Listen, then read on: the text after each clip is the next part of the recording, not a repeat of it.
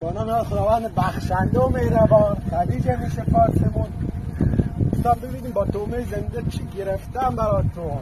ماشاءالله دست خوش مهزاد نیم ساعت داشت، مهزاد هم نیم ساعت درگیرش بوده، حالا نوبت منه.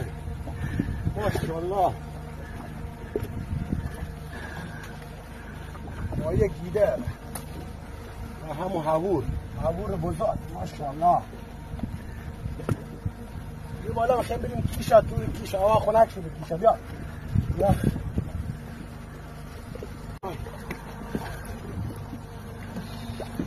دست خوش میزا دمت گرم قربونت. بیا بالا کار دارم. ماشاءالله دست خوش میزا دمت گرم. دست میزا گل ماشاءالله. دوربین خودت هم بگیرم عزیزم. دست خوش میزا جان دمت گرم.